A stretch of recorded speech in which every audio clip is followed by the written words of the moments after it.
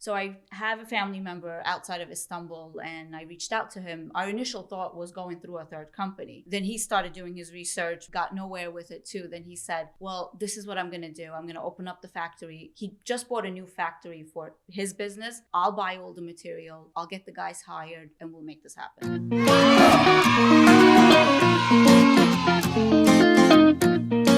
Yeah, kid, welcome everyone back to another episode of the Handsome Homebuyer Podcast. My name is Charles, aka the Handsome Homebuyer, formerly Captain Permit, but we still love you, obviously, Captain Permit. 516-513-8838. If you need permit help, coast to coast, and by that I mean from the Nassau-Queens border all the way out to Montauk and everything in between. Obviously, this podcast and every other podcast is sponsored by Cardinal Financial. Sal Rizzolo, Patchog. We know him. We love him. He takes care of us. He'll take care of you. Reach out. This is his number. You guys do that thing, right? All right. So we had a lot of action, a lot of stuff going on. Biggest charity event that I've ever done. Have you ever done? This is the biggest one I've done, yeah. Blowing it out on a level like I could never have imagined, right? So for anybody who hasn't seen it, this podcast is obviously dropping a week out. So when you see this podcast, if you don't have your tickets, you probably can't get a ticket. If you're Probably watching sold this, out. it's probably too late. Sold out. We'll see you on the live stream then. So for everybody, if you don't know these fine people that I'm sitting with, this is J.B. Bolvadin. Bolvadin. Fuck, I do that every time. It's okay. It's all right. I've always done that. Yeah, it's all right. We actually had a moment where like I drilled it for a little while and I got it. Yeah. Apparently. I think you put it like in your workout routine. You threw a few Bolvadins now in I'm there. back. Tiller Media, Yep. right? We've done a bunch of things together. The LLS about 2 or 3 years ago, raised $60,000 in the middle of COVID. You've done a ton of great stuff, real estate training. Real estate training and marketing media, done conferences. We run conferences for business people, for real estate agents too. So, I mean, anything that's in the space of business, but especially with the real estate industry, I work closely with them. So whether it's marketing or sales training, you name that project and I've been there. But it extends even further past. I mean, I see you doing music videos. I see you doing all kinds of stuff. Yeah. So anything really content related. You guys have an amazing facility over at Tillery now. I mean, probably the best on Long Island that I've seen. Thank you. Yeah. We were inspired by Warner Brothers in Los Angeles. When I saw this, I said, let's build a footprint like that, but obviously at a more realistic level for where we're at in our phase. So just want to create a way to be able to make media constantly without having to shut down one thing to do another thing and shoot all these different sets. We actually did the math. We could do about 190 different scenes in the same building. Yeah, no, I love what you guys are doing there. You have that street. Yeah. Everything looks like houses. It's very cool. If you haven't seen it, you guys should check it out. If you're looking to create content, and everybody should be creating content, definitely check them out. And Deniz Ozgur with Signature Premier Properties. Signature Premier, top 20 under 40. You remember she was here about 9-10 months ago, right? Yep. We were celebrating that. We're back with a new celebration. So you guys kind of explain a little bit about what we have going on and what people are going to expect come March 19th. So yeah, I mean, on March 16th, what we do. March 16th. Yeah. All right, doesn't matter, we're at it. Keep going. So March 16th, we're doing an event called the Real Estate Rebuild. And we're going to have you speaking there. I'm speaking there. Deniz is going to be there speaking there. We have Kevin Iglesias. We have Brian Karp, Dan O'Neill.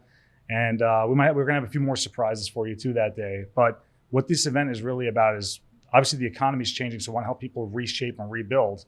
But we really wanted to create something that we can use as a vehicle to put money towards a great cause.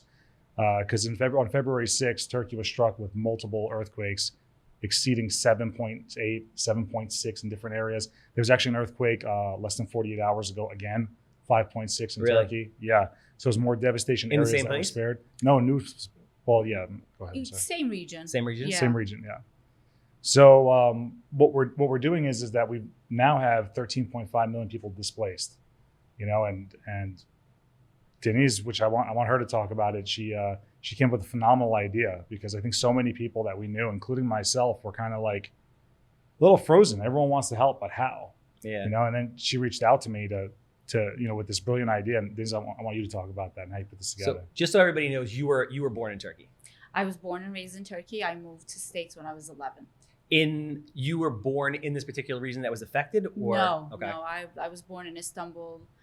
Thankfully, none of my family members are affected. Nobody lives close to that area. But yeah. You were not born in Turkey, but No. you are first generation American. You speak Turkish, and obviously you have a lot of family there. Yeah. So I actually, believe it or not, so I'm from Cyprus. It's like my family's from Cyprus, so that's the Sicily of Turkey. So Of like all these Turkey. Sicilians out there, I'm a Turkish. Do they not Sicilian. consider him a real Turk? It depends on what's going on. Not me. I consider him Turkish. So like I'm really Turkish on some things, other things I'm not really Turkish. But they call Cyprus. First of all, there's a lot of respect and good relations between Cyprus and Turkey. So it's not like a feud thing.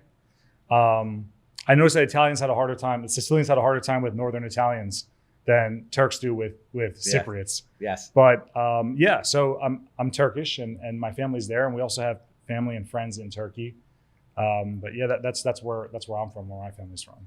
So you and I are obviously, we do a lot of business together, and we were outside of a house, and I, asked you how everything's going on. Obviously, I see you posting on social media. I see everything that's going on in the news, and it's just like it's mind blowing. And I'm sure what's actually going on there, we can't even begin to relate. Like watching it on TV or seeing an article doesn't even scratch the surface of what people are dealing with. Yeah. And you were like really distraught. That was the day, that the night before was when I was watching the news the first time ever. I never watched the news, Turkish news ever, and I put it up, and what I saw, it was hard. It was hard to watch, and I mean, people were on the street. Imagine having like this paper, plastic thing over your head, and they were trying to sleep under those, and it was snowing, raining, cold. I couldn't sleep that night. I woke up in the morning and I said, well, there has to be something we can do. Like, there has to be. And then I was actually having a conversation with another guy that lives in the area, and he asked me about container homes. And I said, I don't know anything about them, but I can research. When I did my research, I said, we can do this. We can buy container homes. First, I said, I'll take a commission and just put it towards that, buy a few. Then I quickly found out that you can't do that as an individual. You can't really donate. You really have to go through the local government. Then I reached out to J.B. I didn't even tell him what it was. I said, I have an idea that maybe we can do. And he said, I'm in, let's do it.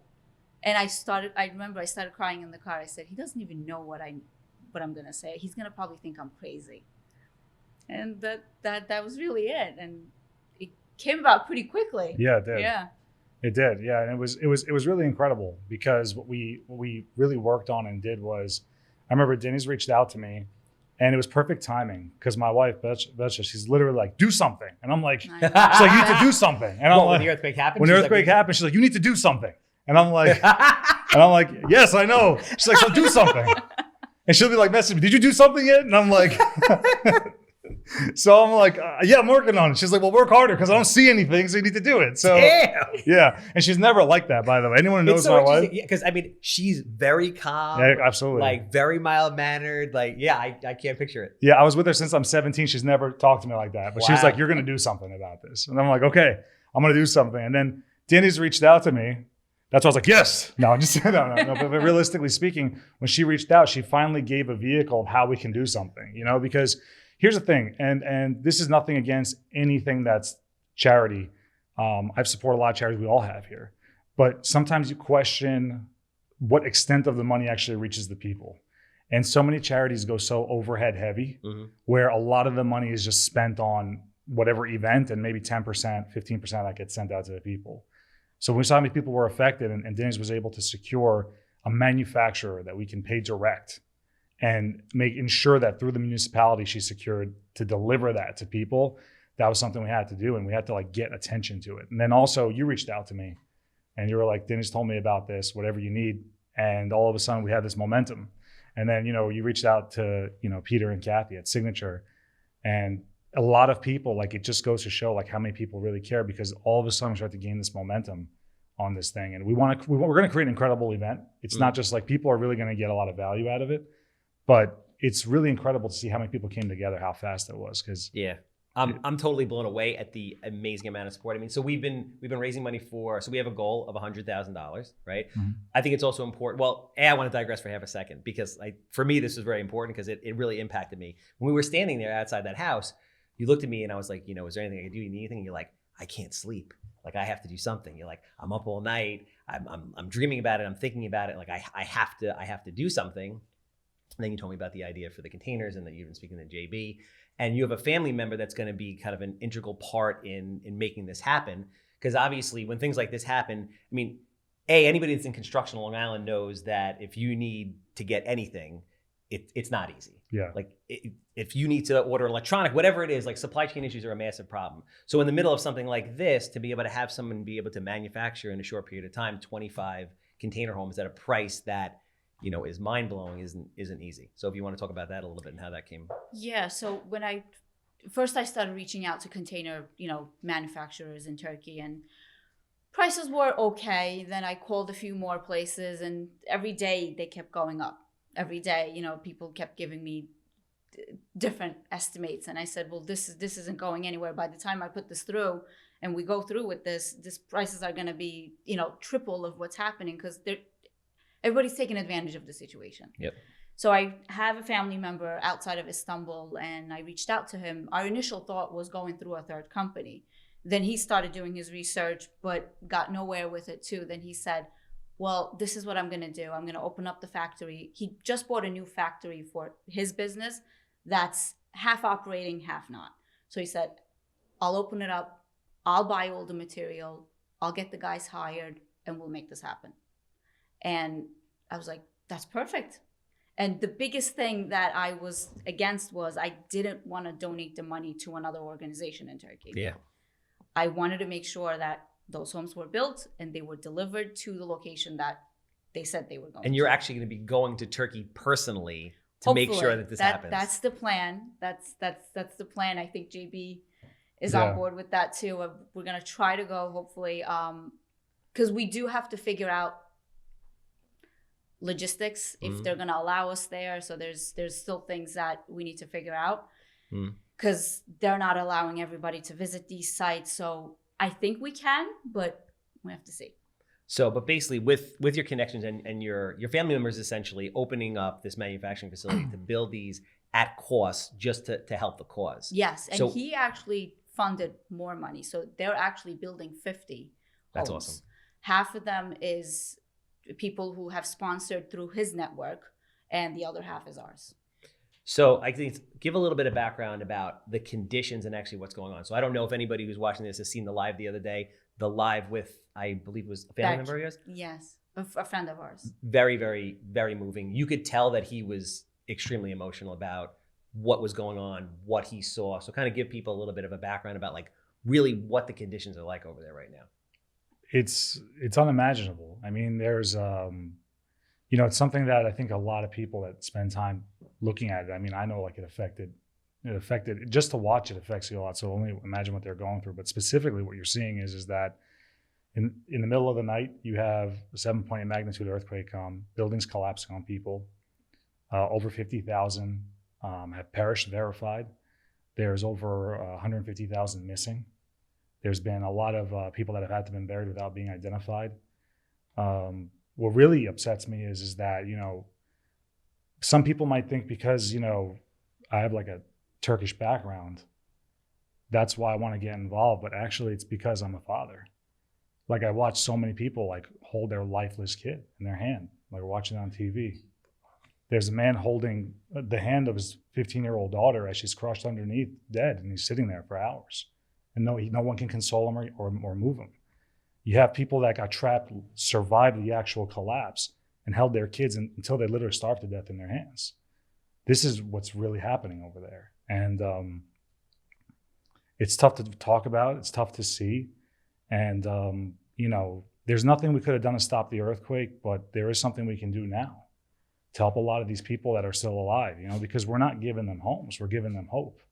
The fact that when they think they have nothing and then we can provide them something, there's a lot of issues going on right now. You have people recovering from losses, not having their home, losing their job, not having a place to live, freezing, not having food, not having proper medical care. You have pregnant women giving birth or miscarrying, and there's no hospitals to put them in because the hospitals have collapsed.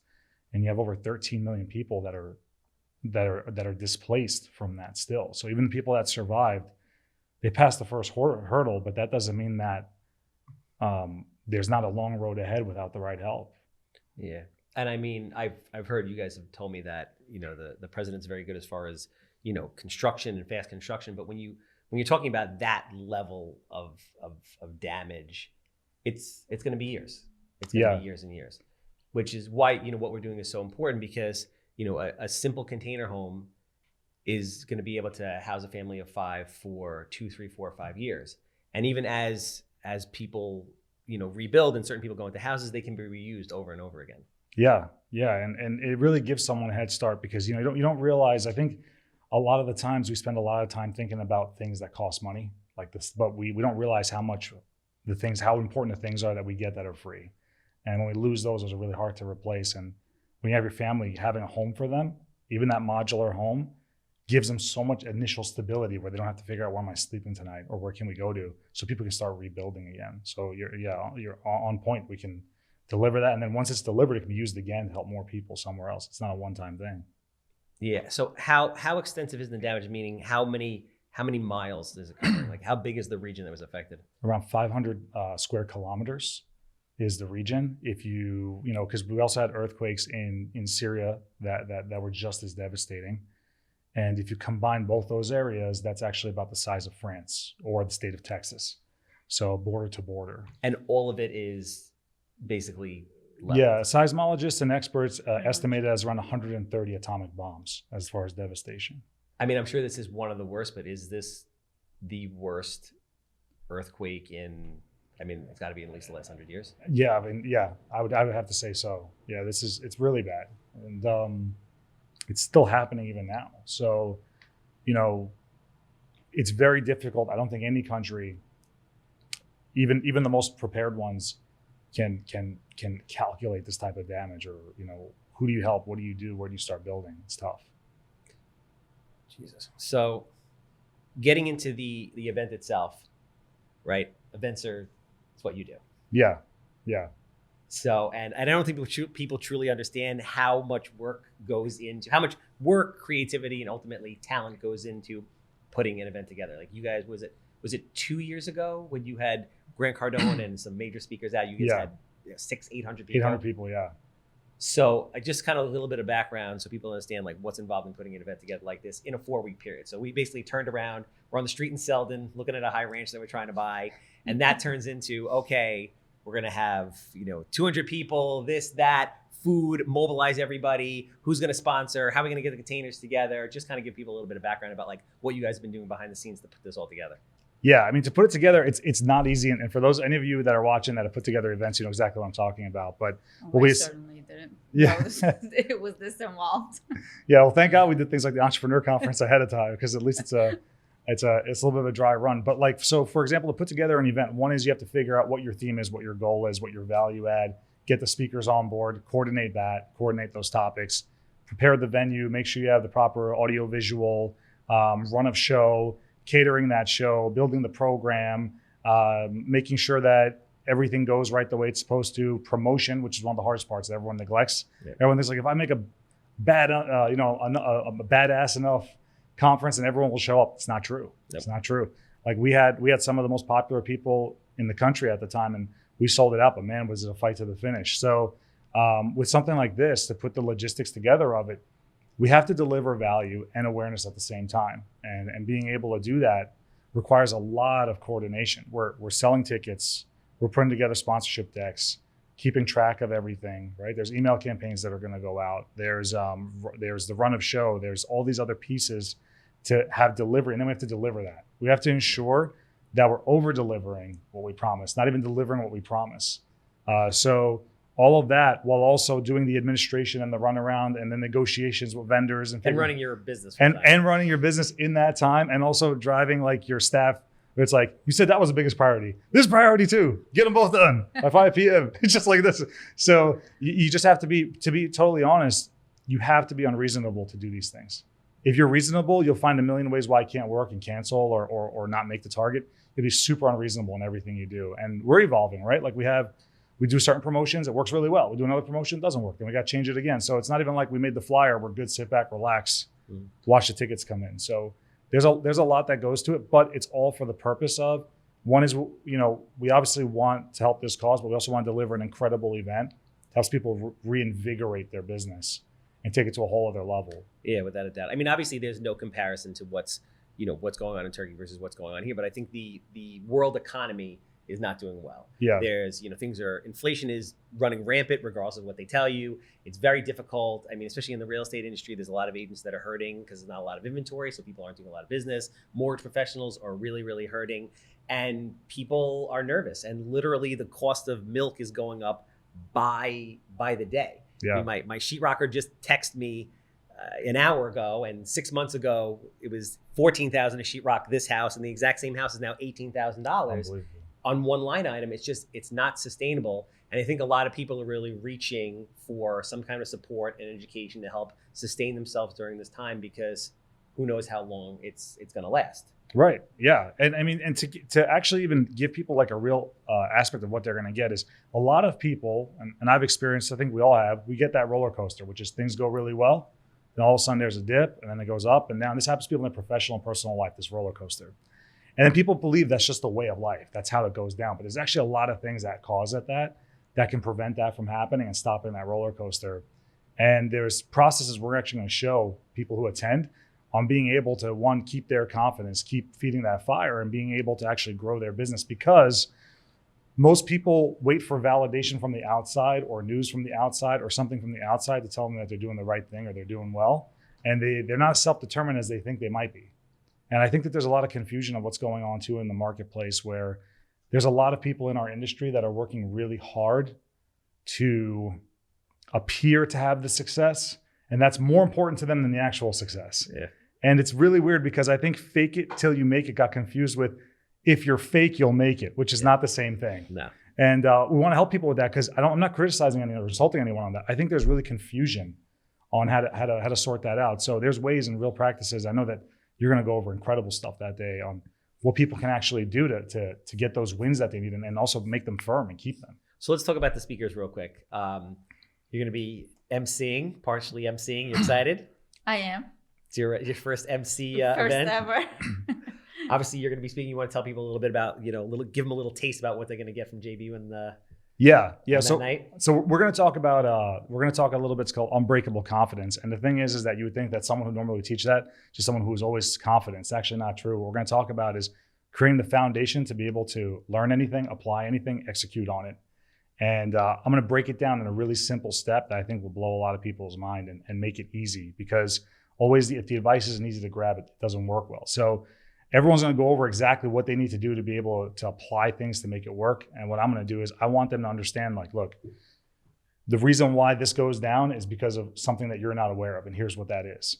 How come you're winning, all of a sudden you lose? What's the piece that you violate? When you're losing, how do you actually get back quick, instead of going through like a whole finding yourself process, which takes too long, costs too much money? So there's a lot of things that we're going to go over that actually create that baseline or foundation for them to be able to operate on that. So we have Brian Karp. So anybody who doesn't know Brian Karp, for all the social media and the Bravo shows, Brian Karp could potentially, in my opinion, be the greatest real estate agent of our generation. I agree. Right? Selling over 200 houses by himself every year. No idea how he does it. Not with a team, by himself. So he's going to be out there essentially teaching people how to become that listing machine. Yep. We have Kevin Iglesias, who I know that you work a lot with. You want to tell people a little bit about? Yeah. So Kevin's segment is called Success is Calling, and he's going to actually break down the process of how he built his business with cold calling, which is what everyone's afraid of for some reason. So, cold calling, we say cold calling, most people say, all right, here's a fire you can run through, or here's a phone. They take the fire. So Kevin's going to show them the breakdown of what he did to get through it. And I think everyone's going to be really impressed by it, because Kevin's going to give everyday things that anyone can do, and show someone that way. It's not that hard. Yeah, I think that's a great thing. I think that, and these type of events are amazing, and I try to go to as many as possible. Even if you learn one thing and you leave with one thing, that can really, transform your business. So obviously we have Dan O'Neill as well, who is like a now at this point almost like a nationwide real estate celebrity. He hasn't been an agent for that long. He built a team like 1 year out. He has over 20 agents. He's on Broke Agent Media, and he's doing an unbelievable job. And he's used social media to really recruit, brand himself, do a tremendous amount of deals. So there's a lot of stuff to be learned from him. And me, I had about 2 months ago, I had this epiphany where I'm like, you know what? There's no shortage of amazingly talented real estate professionals. What there is a shortage of is kind of like a literal day by day, hour by hour kind of roadmap on what agents need to do in order to be successful. Because when you're a real estate agent, you're basically running your own business. And they just kind of give you this license once you pass the test, and they just throw you in the deep end of the pool, and they're like, all right, figure it out.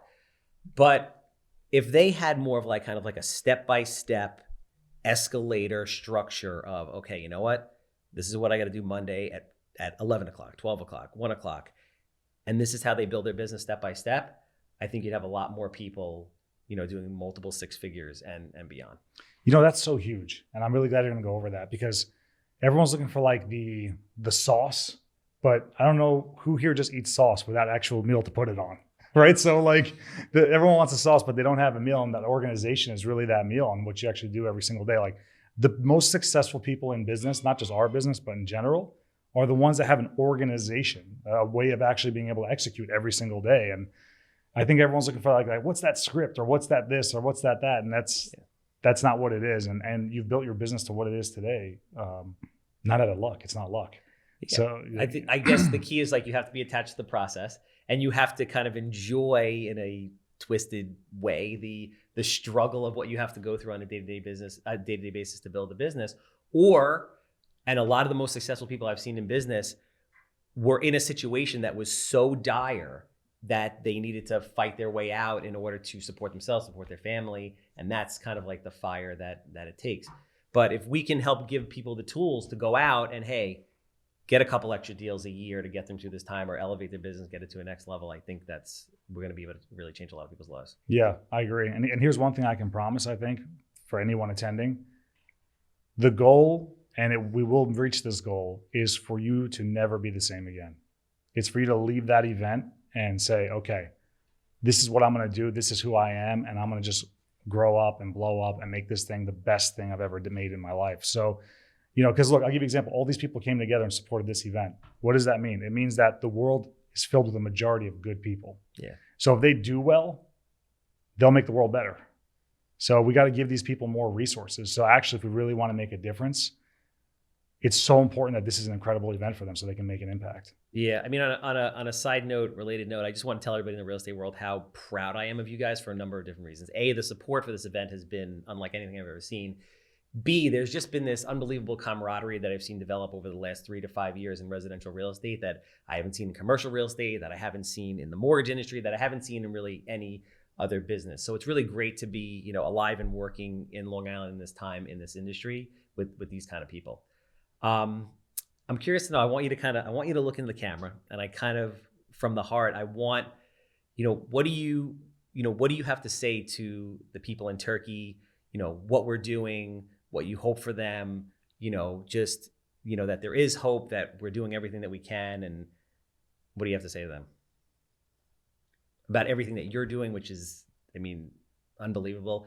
You should be very proud of yourself. You're making a huge impact. Like the thought of, maybe I can take a commission check and buy a container turned into, thousands and thousands of people raising money. We're going to be 6 figures plus, possibly multiple 6 figures, building 25 plus container homes in a matter of 30 days.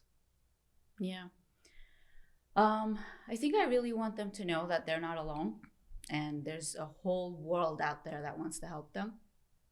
And we're one of them, many of them. This is where I cried yesterday. Yeah, they're not alone. There's a whole world out there that wants to help them. Some people just don't know how to do it, and they just don't know what channels to go through. I think we're providing that.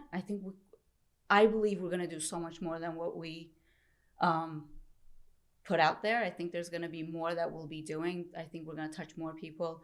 Every day I speak to a different person from different areas, and there's a lot more opportunities to help people that have been affected by this. The biggest thing is they don't have schools. The schools are closed. Kids are not doing anything. They can't take their mind off, what they went through 3 weeks ago. So there's a lot more to be done. And I just want them to know they're not alone. And because when I watched the news the night before that I came up with this, I said this to my husband, I said, I can feel the helplessness in my soul. Like they're so helpless. They didn't have anywhere to go. I saw this guy trying to lift up a cement with his bare hands because there was no machinery anywhere to help him, and he was yelling that his daughter was there. So I know they feel hopeless, and I know that right now they're probably thinking their life is never going to be what it was, but we're going to make the best, and we're going to try to make it a little better for them. Yeah, like we were discussing the other day, it's like everybody, it doesn't matter who you are, everybody at some point falls on hard times. Yeah. It's your job, your duty as a human being, that when you see other people fall on hard times, if you have the capability, and it doesn't mean you have to give thousands and thousands of dollars, it's time, it's having a conversation, it's giving them an ear, whatever it is, that it's important to be able to do something like that, because when you need it, you need to have people that are there for you. So on the event side, obviously you are the maestro of the events. Kind of, look out there, talk to the people. If they haven't bought a ticket yet, most likely it's sold out. Obviously, if you haven't sponsored, sponsorships are still welcome up until, and if not, after the event. But what are people that are coming to that event gonna say? Okay, so here's what I can promise you. I can promise you it's nothing like any other event you've ever been to. Where it's not gonna be, and panels are great, I love panels, but this is gonna be a legitimate conference where you're gonna get material, and you're gonna get data, and you're gonna get things that normally aren't given out. In fact, we've actually asked everyone to give things that they haven't actually, it's their secret sauce per se, or what they're doing. The experience is going to be something that's out of this world. You're going to have networking. We're going to have dinner included. We actually have great Turkish food sponsored from Istanbul Cafe. We're going to have an open bar for I heard there's networking going to be afterwards. baklava there. Did somebody making baklava? Did we have this conversation? Baklava is coming from Brooklyn that my mother-in-law sponsored. Oh, yeah.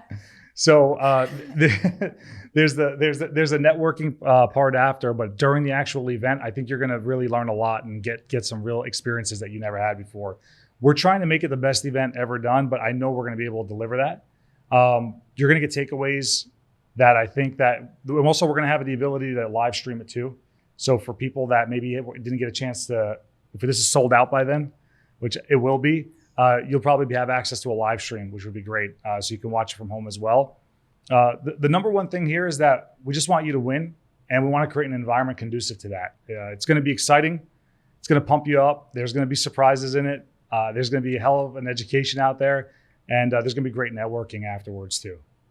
Love it. Awesome. So if people, what is the site for everybody? If you're looking to just, go and donate, if tickets, since tickets are sold out, if you're looking to sponsor, how do people, donate or sponsor if they're watching this? So you can go on at Tilbury Media. It's the link there. What we're going to do is right now it's a long link. So we're just going to make it Real Estate Rebuild, www.realestaterebuild.com. It's available. Check. So when you go on realestaterebuild.com, you'll be able to get your tickets, sponsor, and figure out any other information. And we're also going to keep people updated on what we're doing and delivering of it, because we want you to see that as well, because it does make a difference. Love it. Super proud of you guys. Honored that you had me get involved. Honored that I can be involved in this. It's an amazing cause. The people that are coming together, it's just great. And I know it's going to be an amazing night, and we're going to really impact a lot of people. So if anybody's looking to reach out to you guys, obviously, if they're looking to buy or sell, right? Deniz Ozgur. Do you want me to give my phone out? Give it whatever you feel comfortable giving out to the world. J.B. Bolvadin, Tilbury Media. At J.B. Bolvadin. And obviously, I'm the Handsome Homebuyer. If you have a house you want to sell of any kind, I want to buy it. 516-777 sold. If you haven't bought tickets yet, we're sorry that you missed it, but there will be a live stream. And if you haven't sponsored, please sponsor. And if you just have anything to donate, it doesn't matter if it's $20, doesn't matter if it's $20,000. Everything's really appreciated. It's going to make a really big impact in many people's lives. So thank you. That's a wrap.